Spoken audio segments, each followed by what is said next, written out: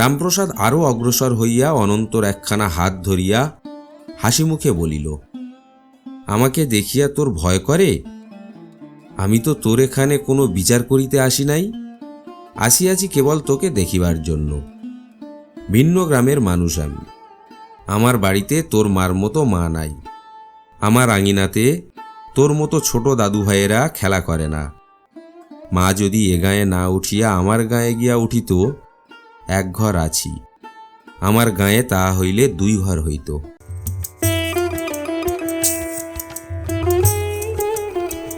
শৈশব থেকে কৈশোর, যৌবন থেকে বার্ধক্য, গপ্প শুনতে কার না ভালো লাগে? আর যদি সেই গপ্প হয়ে ওঠে একান্ত নিজের গপ্প। চলুন স্মৃতির পাতাকে একটু উস্কে দিয়ে শুনি বৈঠকখানার গপ্প।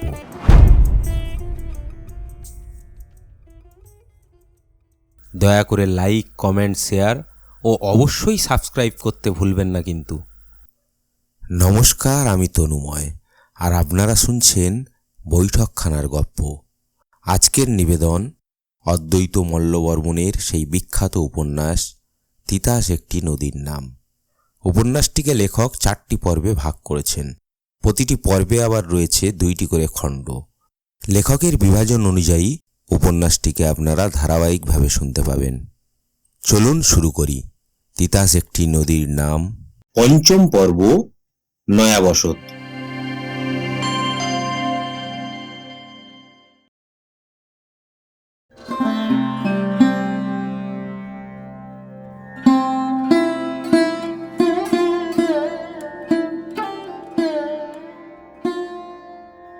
জানিবার ও বুঝিবার মতো আরও কয়েকজন এই দলে ছিল।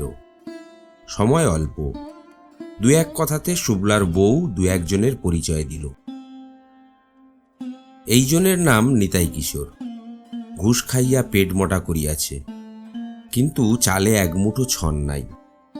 আর এই যে কানা মানুষ, তিনি লোকের বিচার করিতে গিয়া শ্বশুরের বিছানায় বউ শোয়ায়, জামাইয়ের বিছানায় শাশুড়ি শোয়ায়। তার নাম কৃষ্ণচন্দ্র। এই 1.5 নিয়তির জন্য চক্ষুধন খাইয়াছে। আসরের চারিধারের আর যত সব নরনারায়ণ, তারা কেবল কথা শোনার লোক, তামাক টানার লোক। কয়েকটি ছেলে হুকাকলকে মালসা ডিবা লইয়া বসিয়া গিয়াছে, অনবরত ছিলিম ধরাইয়া হাতে হাতে চালাইয়া দিতেছে। আর সেসব হুকা পুরানো হইয়া পরপর তাদের হাতে ফিরিয়া আসিতেছে। একটা পরিষ্কার ঝকঝকে বড় কাঁসার থালাতে কয়েক বিড়া ধোঁয়া মোছা পান, সুচিক্কণ সুপারি, মাজা ঘষা কয়েকখানি বাটিতে চুন ও অন্যান্য মশলা। থালাখানা হাতে করিয়া মধ্য বিছানায় নমস্কার করিল ভারত। 10 জন পরমেশ্বর, আমার একখানা কথা, পান নি দেওয়ার সময় আইছে। সকলেই সম্মতিসূচক দৃষ্টিতে তাকাইল। পরে রামপ্রসাদের দৃষ্টির ইঙ্গিত পাইয়া ভারত নিজে মাতব্বরদিগকে পান বাটিয়া দিল। পরে পাড়ার একটি ছেলের হাতে থালাখানা তুলিয়া দিল। সে ক্ষিপ্র হস্তে এই জনারণ্যে পান বাটা শুরু করিল। কিন্তু শেষ না করিতেই বৈঠকের কথা আরম্ভ হইয়া গেল। দয়ালচাঁদ দুর্বাশাসুলভ ভঙ্গিতে চারিদিকে তাকাইয়া লইল। তারপর রামপ্রসাদের মুখের উপর চোখ তুলিয়া জিজ্ঞাসু হইল। রামপ্রসাদের বয়স হইয়াছে, ঈষৎ তাম্রবর্ণ, যৌবনে এর সোনার কান্তি ছিল। চামড়ার বার্ধক্য ঠেলিয়া নিজেকে জাহির করিয়াছে, যে মোটা হাড়গুলি তারই প্রমাণ দেয়। যৌবনে শরীরে অসুরের শক্তি ছিল, চোখ দুটিতে দেবসুলভ আবেশ, তার মধ্যে থেকেই দৃঢ়তার ক্ষেত্র তেজ ফুটিয়া বাহির হইতেছে। সৃষ্টিশীল প্রতিভা যেন এখনো তার মধ্যে আত্মপ্রকাশ খুঁজিয়া ফিরিতেছে। কোনো এক সত্য বস্তুর সন্ধানে সুদূরে মেলিয়া রাখিয়াছে তাহার অনন্ত প্রশ্নের জবাব না পাওয়া বড় বড় 2টি চোখ। দয়ালের নীরব জিজ্ঞাসায় সে চোখ প্রথমেই পড়িল কৃষ্ণচন্দ্রের উপর। কই নাগরের বাপ, কথা তোলো। অন্ধের চোখ তুলিয়া চাওয়া আর না চাওয়া সমান। সে চোখ নিচের দিকেই নিবিষ্ট রাখিয়া খানিক পিটপিট করিয়া লইল। তারপর ভদ্র গলায় বলিল, ভারত কই রে? কাকা, এই তো আমি এখানে থাকলেই সারব? তোর বাড়িতে 10 জনেরে কি জন্যে ডাকাইলে ক। বক্তব্য সকলেরই জানা। ঘরের মালিক তার বাসিন্দা, কিন্তু মাটির মালিক জমিদার। জমিদারের সঙ্গে সে বাড়ির কোনো যোগ নাই। সে থাকে তার রাজস্বিক ঐশ্বর্যের মধ্যে ডুবিয়া। তহসিলদার রাখে, সেই আদায়পত্র করে। আদায় না হইলে নালিশ করিয়া প্রজা উচ্ছেদ করে জমিদারের সই লইয়া। সেই প্রজা উচ্ছেদ হয়। সে জায়গাতে আর এক প্রজা আসিয়া বসে। জমিদার নিজে আসিয়া সেখানে বাড়ি বাঁধে না। বাঁধিলে অনেক জমিদারের প্রয়োজন হইত। তারা সত্য নয় বলিয়াই সংখ্যায় তারা কম, মানুষের মধ্যে তারা ব্যতিক্রম। রায়তেরাই সত্য, তাই ঘুরিয়া ফিরিয়া মাটির মালিক হয় তারাই। কাগজপত্রের মালিক নয়, বাস করার মালিক। সেইরূপ তিতাসের মালিক জেলেরা, কাগজপত্রের মালিক আগরতলার রাজা, মাছ ধরার মালিক মালরা। প্রাচীনকালে নিয়ম ছিল, মালরা রাজবাড়িতে বছরে একবার 10 ভার করিয়া মাছ দিবে। নির্দিষ্ট দিনে তারা 10 জনে ভারী ভারী 10টি ভার কাঁধে তুলিয়া বাতাসে ঢেউ তুলিয়া দৌড় দিত। কৃষ্ণচন্দ্র যৌবনকালে ইহা দেখিয়াছে। কিন্তু নদীর মাছ অনিশ্চিত বস্তু। কোনো নির্দিষ্ট দিনে 10 ভার পূরণ করিবার মতো মাছ ধরা নাও দিতে পারে। কৃষ্ণচন্দ্র তখন যুবক। কর্তাদের মেজাজ ঠান্ডা থাকাকালে সেই গিয়া তাদের পায়ে ধরাধরি করিয়া গ্রামের পক্ষ হইতে বড় রকমের একটা বন্দোবস্ত পাকাপাকি করিয়া আসিল। আর মাছ দিতে হইবে না। বছরে একবার করিয়া মাছের বদলে মাছট তুলিয়া রাজ সরকারে পৌঁছাইয়া দিয়া আসিলেই চলিবে। পৌঁছাইয়া দিবার ভারও পড়িল তারই উপরে। গত 3 বৎসরের কথা, সকলেই যার যার মাথট তার হাতে দিয়াছে। কিন্তু সম্প্রতি রাজপিয়াদা জানাইয়া গিয়াছে 3 বৎসরের খাজনা বাকি পড়িয়াছে। অতঃপর আর বাকি পড়া উচিত হইবে না, এবং অবিলম্বে সেই বাকি পড়া খাজনা লইয়া রাজ সরকারে এ গাঁয়ের মালদের উপস্থিত হওয়া উচিত।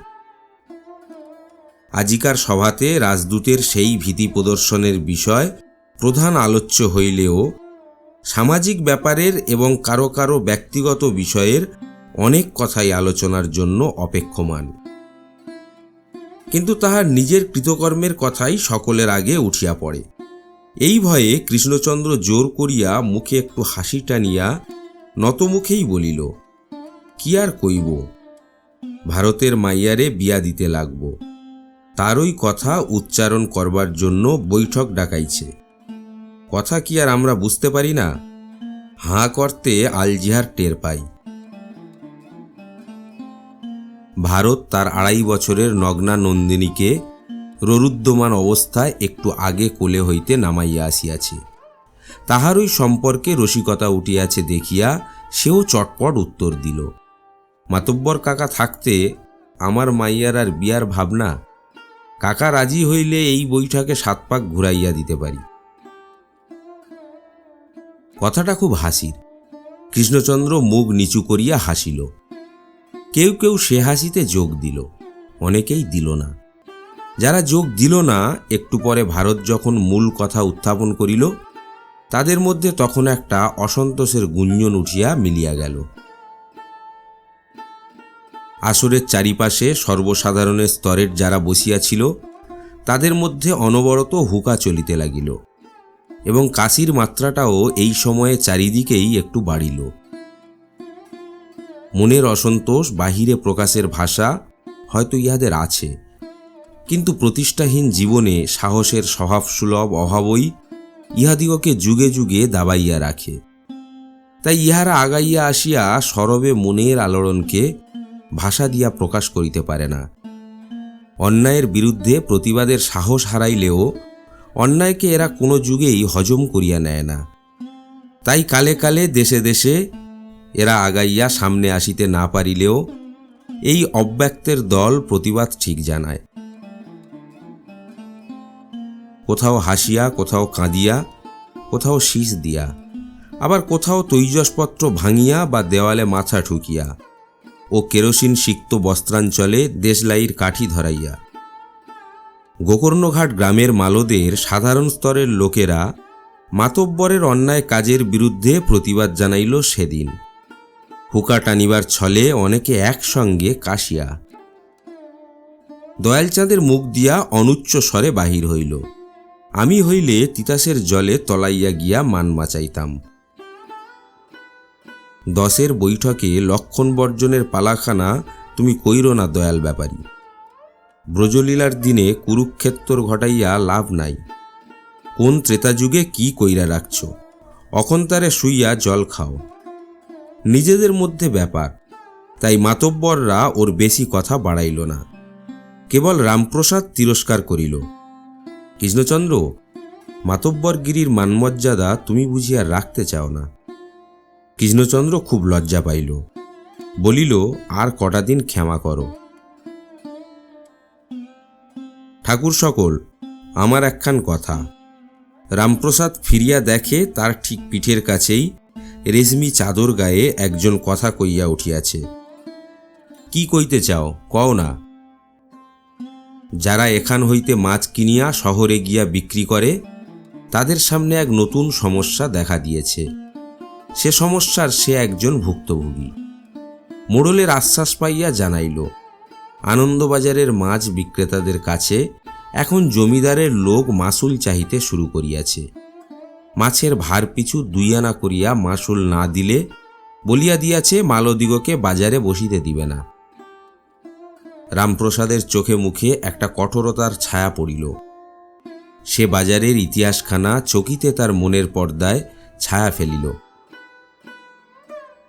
জগৎবাবু আর আনন্দবাবু, শহরের ওই 2জন গণ্যমান্য জমিদার একই সময়ে নিজ নিজ নামে 2টি বাজার বসায়। দুজনেই চায় নিজেরটা জমুক, অন্যেরটা না জমুক। দুজনেরই লোকে মালদের ধরিয়া পড়িল। মালরা কার কথা মান্য করিবে ভাবিয়া পায় না। রামপ্রসাদের কাছে সকালে আসিল জগৎবাবুর লোক, বিকেলে আসিল আনন্দবাবুর লোক। সে যার পক্ষে টলিবে, মালরা তারই বাজার জমাইবে। সকালে যারা আসিল, গোপনে জানাইল, বাবু তোমাকে 300 টাকা দিবে, তুমি কথা কও। সে কথা কহিল না। বিকেলে যারা আসিল, তারা জানাইল, বাবু মালদের প্রত্যেককে 25 টাকা নগদ দিবে, আর একখানা করিয়া ধুতি দিবে। রামপ্রসাদ তাহাদিগকে পান্তামাক খাওয়াইল। পরের দিন মালরা দলে দলে মাছের ভার লইয়া আনন্দবাজারে পসরা সাজাইল। যারা ব্যাপারী তারা তো গেলই, যারা ব্যাপারী নয় তারাও নৌকা ঘাটে বাঁধিয়া এক ভার মাছ লইয়া বাজার আলো করিল। কি জমজমাট না জমিয়াছে সেদিনকার বাজার। সেদিন হইতে জগৎ বাজার কানা। আনন্দবাবুর সেদিন মুখে হাসি ধরিতেছিল না। সে আনন্দবাবু আজ নাই। তার লোকেরা আজ গোকর্ণঘাটের মালদের কাছে খাজনা চায়। শুন ব্যাপারী, বাবুরে সাপ কথা কইয়ে দিও, মালরা মাছ বেচতে কোনো সময় মাসুল দেয় নাই, দিবেও না। জায়গা দেউক আর নাই দেউক। মালরা বাজার জমাইতে যেমন জানে, ভাঙতেও জানে। তারা যেখানে যায় আপথে পদ হয়, আবাজারে বাজার হয়। তামসীর বাপের কানে এ সকল কথা ঢুকিতেছিল না। সে নিজের কথা ভাবিতেছিল। এই বৈঠকে তার কথাও উঠিবে। মনে মনে সে নিজেকে অপরাধী স্থির করিয়া রাখিল। সত্যই তো, পাড়ার মধ্যে ঐক্য রাখা ও পাড়ার স্বার্থ দেখাই সর্বাগ্রে কর্তব্য। তারা আমার কে? তারা মালদের ঘরে নেয় না। মালরা কোনো জিনিস ছুঁইলে সে জিনিস তারা অপবিত্র মনে করে। পূজা পার্বণে মালরা তাদের বাড়ির প্রসাদ খাইলে এঁটো পাতা ফেলিয়া আসিতে হয়। সে পাতা ওরা ছোঁয় না। জাত যাইবে। এরা মালদের কত ঘৃণা করে। মালরা লেখাপড়া জানে না। তাদের মতো ধুতি চাদর পরিয়া জুতা পায়ে দিয়া বেড়ায় না। কিন্তু তাই বলিয়া কি তারা ছোঁয়ারও অযোগ্য? মালরা মালো বলিয়া কি মানুষ নহে? এমন সময় তার ডাক পড়িল। ডাকিল দয়ালচাঁদ। তামসীর বাপ শুনছনি? কাকা, শুনছি, কও। দয়ালচাঁদ বলিয়া চলিল, বাজারের কাছে তোমার বাড়ি। বাজারের কায়েদরা তোমার বাড়ি আসিয়া নাকি তবলা বাজায় আর মেয়েদের দিকে নজর দেয়। ভাবিয়া দেখো, কায়েতের সঙ্গে মিশিতেছ বলিয়া তারা তোমাকে কায়েত বানাইব না, তুমি মালই থাকিবে। তারা তোমার বাড়ি আসিলে যদি সিংহাসনও দাও, তুমি তাদের বাড়ি গেলে বসিতে দিবে ভাঙা তক্তা। তুমি রূপার হুকাতে তামাক দিলেও তোমাকে দিবে শুধু কলকে খানা। না না, কাজখানা তুমি ভালো করিতেছ না। অনুতপ্ত তামসীর বাপ শুধু এই কথা কয়টি বলিতে পারিল।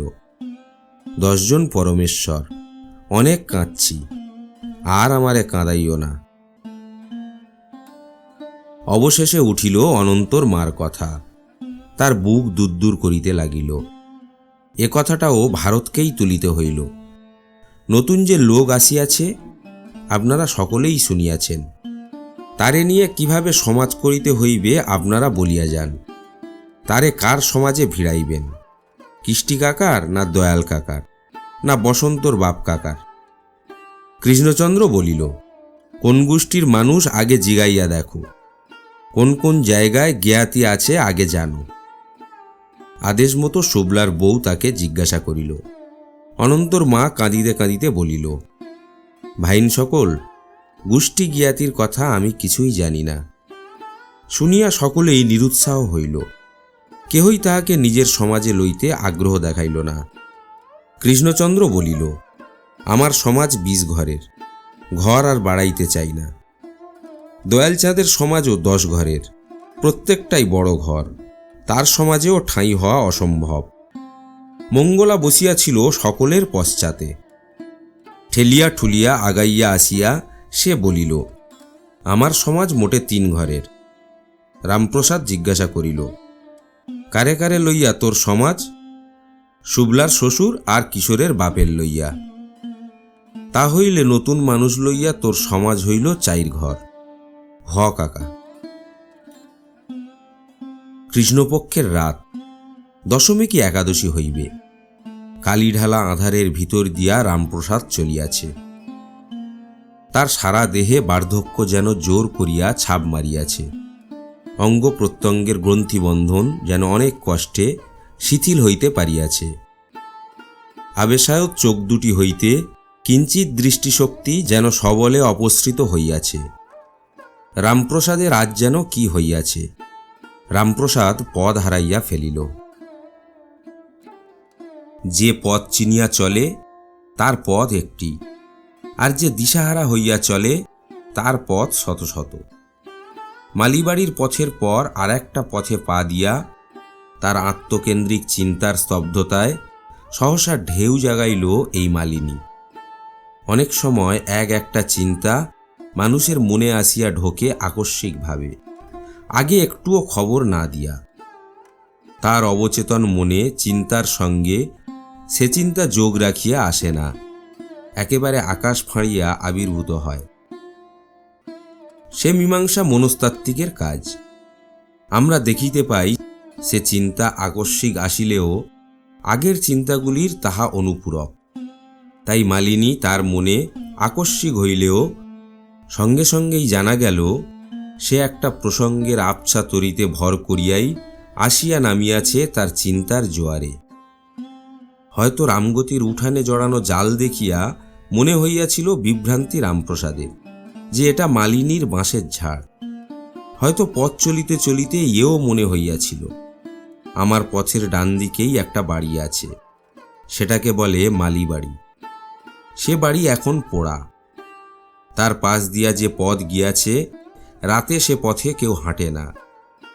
বেঘরে মরা মালিনীর প্রেতাত্মা এখানে মূর্তি ধরিয়া পথিককে ভ্যাংচায়, আর নানা রকম সাপ এ পথে ঘুরিয়া ঘুরিয়া ব্যাং ধরে। কিন্তু এ বাড়ি আগে তো এমন ছিল না। এর চারিদিকে মালঞ্চ ঘেরা ছিল। একদিকে ফুলবাগান, একদিকে বেগুন ক্ষেত, একদিকে বাঁশঝাড়, আম গাছ, আর পূর্ব দিকে পুষ্করিণী। ফুলগুলিতে মৌমাছি গুনগুন করিত, আম গাছে বসন্তের কোকিল ডাকিত, বাঁশঝাড়ে দিনরাত পাকপাখালিতে কলরব করিত। মালিনীর যখন বয়ঃসন্ধি, সে তখন কলাপাতা লইয়া এই পথ দিয়া পাঠশালায় গিয়াছে। ভরা যৌবনেও মালিনীকে দেখিয়াছে। এখনো মনে পড়ে দাওয়ায় বসিয়া মালি ও মালিনীতে ধুজনি বুনিতেছে। শেষে একদিন মালি মরিয়া গেল। তখনও মালিনীর ভরা যৌবন, সেই আবরণ যৌবনভার আগলাইয়া বহুদিন সে কাটাইয়া দিল। বাড়ির চারিদিকে মালঞ্চের বেড়া তখনও ছিল। তার মনের বাঁধন যতই আলগা হইতেছিল, মালঞ্চের বাঁধনকে ততই সে শক্ত করিয়া তুলিতেছিল। সেখানে ঢুকিয়া কিন্তু ফুলে হাত দিবার সাধ্য কারো ছিল না। মুখে প্রণয়ের মধুভাণ্ড ধারণ করিয়াও সে বাড়িতে পা ফেলিতে অনেকের বুক শঙ্কায় সংকুচিত হইত। আজ মুখে কালকুটের বোঝা লইয়া জাত কেউটেরা অসংকোচে ঘুরিয়া বেড়ায়। এরকম হইল কেন? কেন মালিনীর যৌবনের ছেলেপুলেগুলি, বার্ধক্যের নাতি নাতনিগুলি এ বাড়ির আঙিনায় খেলিতে নামিল না? তার থেকে কেন আরও 10টা জোয়ান পুরুষ নারী ঘর্মক্লান্ত দেহে এই বাড়ির ফুলের ভার সাজাইতে আর এখানে কর্মব্যস্ত নয়? সংখ্যায় বাড়িয়া এ বাড়িতে স্থানের অকুলান দেখিয়া, আরও জঙ্গল কাটিয়া খানায় মাটি ফেলিয়া তারা কেন আরও 2-4টি মালিবাড়ির গোড়াপত্তন করিল না? ইহাতে বাধা জন্মিল কিসে? এ সকল সহজ পন্থার বিরাট সম্ভাবনা কেন এক মালিনীর বুকের কানাচে শুকাইয়া মিলিয়া গেল? এমন করিয়া কেন বাড়ি খালি হইয়া পড়ে? একদা যারা বাস করে, পরে তারা কোথায় চলিয়া যায়? কেন আবার নতুন মানুষ আসে না? মালিনী অনেকবার বাঁশের মাচাতে লাউ কুমড়োর গাছ লতাইয়া দিয়াছে, তাতে ধরিয়াছে অজস্র লাউ কুমড়া। সে নিজে কেন একটা শক্ত মাচাকে আশ্রয় করিয়া ফলবতী হইয়া উঠিতে পারিল না? তবে তো এবাড়ির চেহারা আগের মতোই অম্লান থাকিয়া যাইত। নতুন যুগের সম্ভাবনা লইয়া নতুন মানুষ এর আঙিনায় খেলিয়া বেড়াইত। নতুন শিল্পীরা যুগের চাহিদা পূরণ করিয়া নতুন চাহিদা জাগাইয়া নতুন রকমের শিল্প রচনা করিয়া যাইত। কেউটে সাহেব এ বাড়ির ত্রিসীমায় ঘেঁষিত না। শরীয়তুল্লাহ, বাহারুল্লাহ 2 ভাই শহরে গিয়াছিল। ফিরিতে রাত হইয়া গিয়াছে। গ্রামের অন্ধকার পথগুলি একসঙ্গে অতিক্রম করিয়া বাড়ির কোণে আসিয়া ছাড়াছাড়ি হইল। পাশাপাশি 2 বাড়ি, মাঝখানে বেড়া। তারা যার যার পরিবার নিয়া আলাদা থাকে। ছোট ভাই শরীয়তুল্লাহ ঘরে না ঢোকা পর্যন্ত বাহারুল্লাহ দাঁড়াইয়া রহিল। তারপর ঘুরিয়া কয়েক পা হাঁটিয়া নিজের হিস্সায় পা দিল। দিয়া চমকিয়া উঠিল। উঠানের কোণে ধান সিদ্ধ করার যে দুমুখ উনান আছে, সেখানে একটা ছায়ামূর্তি নত হইয়া কি যেন হাতড়াইতেছে। কাঁধের লাঠি হইতে আস্ত গজার মাছটা খুলিয়া লাঠিখানা বাগাইয়া একেবারে তার মুখোমুখি হইয়া দাঁড়াইল। তখন তাহাকে চিনিতে পারিয়াছে। মাতব্বর তুমি অত রাইতের পর ইখানে? বাহারুল্লাহ ভাই, আমি পদ বিস্মরণ হইয়া গেছি। গেছলাম সমাজের বৈঠকে। এমন ভুল তো হয় না আমার। বাহারুল্লাহ তাহাকে হাত ধরিয়া বারান্দায় উঠাইল। তার পরিবার ঘুমাইয়া পড়িয়াছিল। ডাকিতেই উঠিয়া লণ্ঠন জ্বালিয়া দরজা খুলিল। সে ঘরে ঢুকিয়া গামছা বাঁধা পুটুলিটা মাটিতে রাখিল। একটা পিঁড়ি হাতে বারান্দায় আসিতে আসিতে পরিবারকে উদ্দেশ্য করিয়া বলিল, একটু তামুগনি খাওয়াইতে পারে? পরিবার বউ নয়, গিন্নি। তার 3 ছেলের 3 বউ স্বামী লইয়া 3 ঘরে তখন ঘুমাইয়া পড়িয়াছে। গিন্নি ক্ষিপ্র হাতে হুকা ধরাইয়া কপাটের কোণে ঠেকাইয়া বাহারুল্লার ভাতের জন্য পাকঘরে গেল। মাঝঘরের বিছানাটা বারান্দা হইতে দেখা যায়। এই বাড়ির গৃহিণী একটু আগে এখান হইতে উঠিয়া গিয়াছে। অনেকগুলি ছেলেপুলে বুকে পিঠে লইয়া ঘুমাইয়া পড়িয়াছিল। রামপ্রসাদ তামাক টানিতে টানিতে একবার সেদিকে আর একবার বাহারুল্লার দিকে চাহিল। বাহারুল্লার বয়স তারই কাছাকাছি। তার ভরপুর সংসার, জমিগুলি সব নিজের। 3 ছেলেকে লইয়া 4 জোড়া বলদ দিয়া 4খানা হাল চালায়। যত ধান ঘরে ওঠে গিন্নি বউদের নিয়া ভানিয়া ডেল ভর্তি করে। এবার অনেক ধান উঠিয়াছে, কাটার বাকিও রহিয়াছে অনেক। ভোর হইলেই ছেলেদের ডাকিয়া মাঠে পাঠাইয়া দিবে, বউদের ডাকিয়া তুলিবে, আর চারজনে মিলিয়া ধান সিদ্ধ করিতে বসিবে। রাঁধে দুমুখ উনানে, কিন্তু ধান সিদ্ধ করে 4 মুখ 6 মুখ উনানে, একসঙ্গে 4-6 হাঁড়ি সিদ্ধ হইয়া যায়। মোরগ ডাকার আগে সিদ্ধ শুরু করিয়া রোদ ওঠার সঙ্গে সঙ্গে সে ধান উঠানময় ছড়াইয়া দিবে। সারাদিন রোদ লাগিবে ধানে। লণ্ঠনের আলোতে সাদা মাটির উঠানটা চকচক করিয়া উঠিল। হুকাটা ফিরাইয়া দিতে দিতে রামপ্রসাদ বলিল, ধান তো এবার খুব ফলেছে। হ মাতব্বর। জারি গাইবা না? না, এইবার ক্ষেমা দিলাম। ধান যেরকম গমগমাইয়া পাকতে লাগছে, জারির উস্তাদের খোঁজে ঘোরার সময় কই। একমুখ ধোঁয়া ছাড়িয়া রামপ্রসাদ উঠানের দিকে একবার চাহিল। এ উঠানে কত জারি গান হইয়াছে। মল্লুকের সেরা ওস্তাদ আনা হইত। 1 মাস ধরিয়া সে ওস্তাদ পাড়ার ছেলেদের শিখাইত। তারপর নিমন্ত্রণ করিয়া পাল্টা দল আনা হইত। 2 দলে হইত প্রতিযোগিতা। ছেলে ও যুবার দল কাঁধে কাঁধে কোমরে কোমরে ধরিয়া বীরের নাচ নাচিত। সারা উঠান কাঁপিয়া উঠিত। গান যা জমিত! বাহারুল্লাহ ভাই গানগুলি কি ভালো লাগত। এই 2টা গানের সুর এখনো মরমে গাঁথা হইয়া আছে। মনে লয় উড়াইয়া যাই কারবালার ময়দানে, আর জয়নালের কান্দনে মনে কি আর মানে রে, বৃক্ষের পত্র ঝরে। হ মাতব্বর, এই সকল গানই খুব জমত। আর একটা গানও বেশি জমত, মনে পড়েনি মাতব্বর? বাছা তুমি রনে যাইও না, চৌরদিকে কাফিরের দেশ, জহর মিলে তো পানি মিলে না।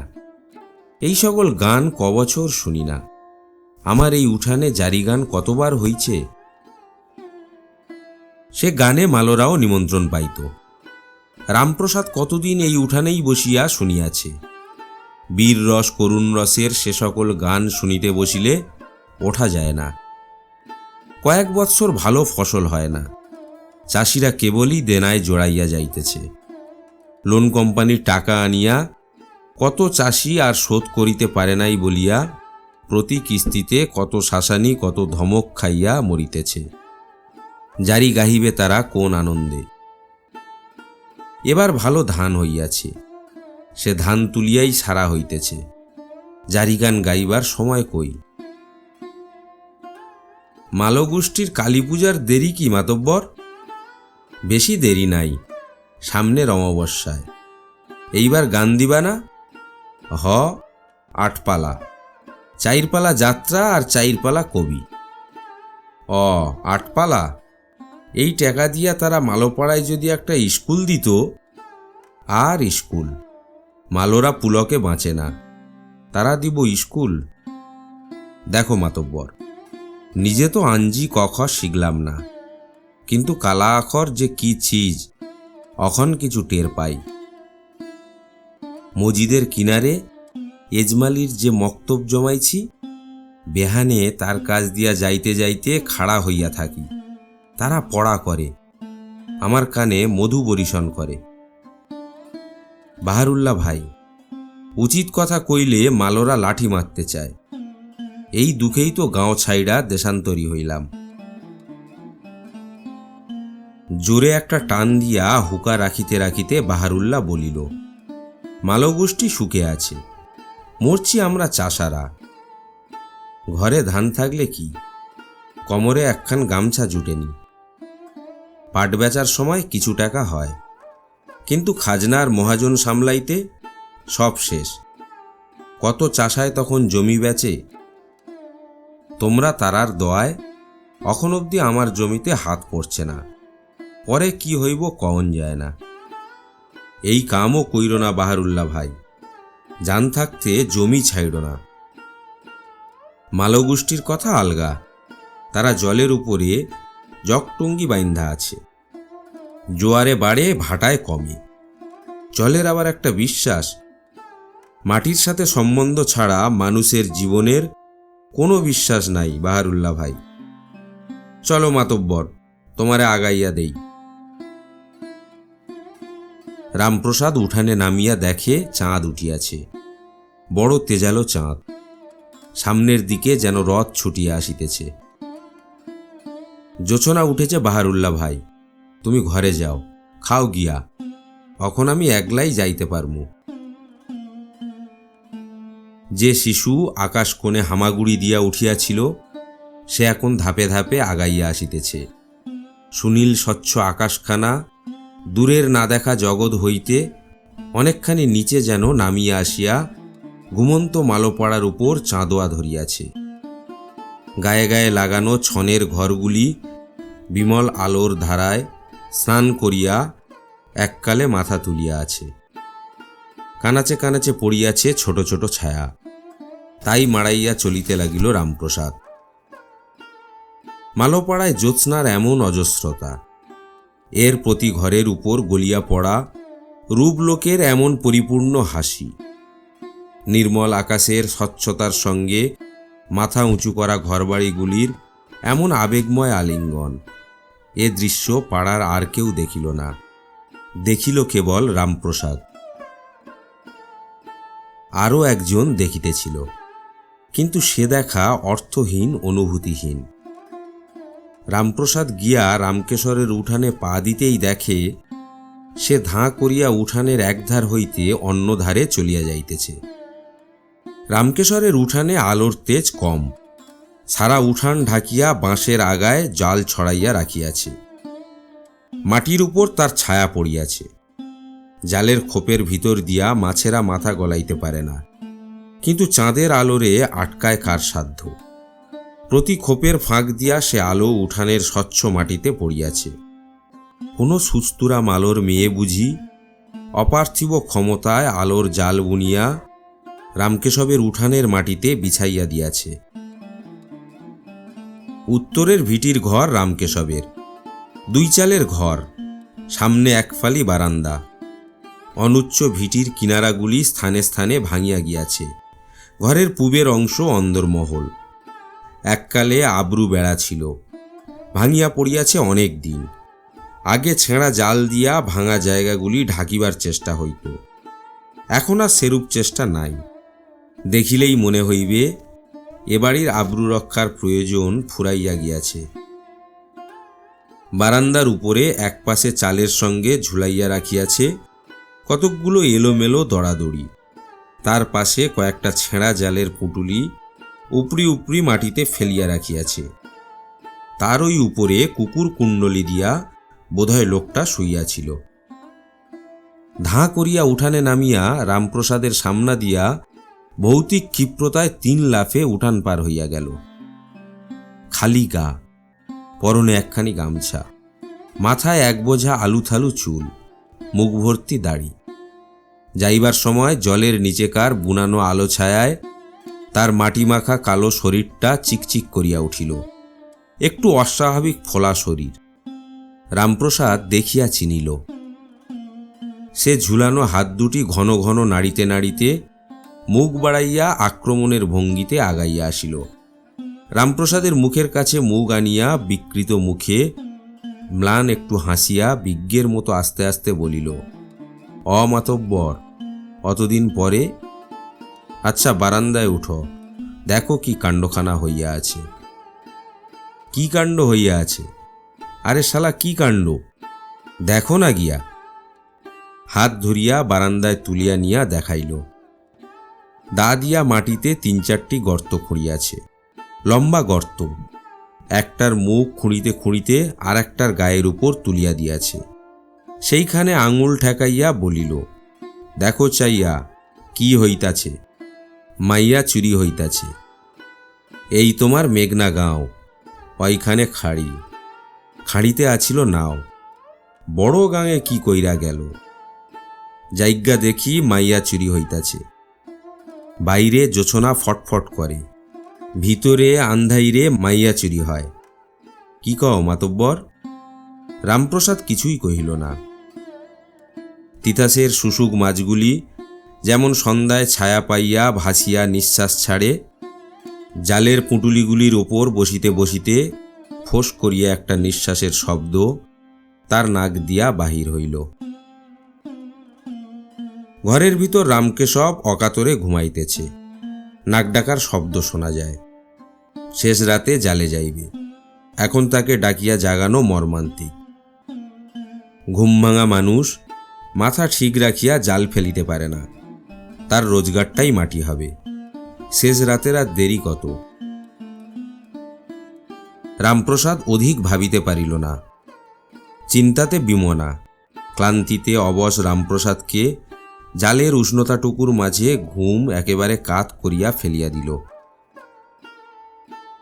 রাত শেষ হইবার আগেই একবার ঘুম ভাঙিয়াছিল। পাগল তাহার একান্ত কাছে, হাতের কাছে মাটি খুঁড়িবার একটা দা রাখিয়াছে। একটা কিছু করিয়া ফেলা স্বাভাবিক। চোখ মেলিবার সঙ্গে সঙ্গে এ ভয়ই সে করিতেছিল। চোখ খুলিয়া দেখে একজন তার অতি কাছে বসিয়া, মুখখানা তার ওই মুখের কাছাকাছি। ভয় পাইবার আগে জড়তাগ্রস্ত চোখ কজলাইয়া দেখিল রামকেশব তাকে আগলাইয়া রাখিয়াছে। বুড়ার দাড়িগুলি তার দাড়িগুলির একান্ত কাছে। প্রশস্ত লোমশ বুকখানাও তার বুকের অতি নিকটে। তার লোমশ বুকের উষ্ণতা রামপ্রসাদের বুকেও লাগিতেছে। রামকেশবের বয়স তার চাইতে আরও বেশি। শরীর তার মতোই শক্তির পরিচয় দিলেও তার চাইতে বেশি ভাঙিয়া পড়িয়াছে।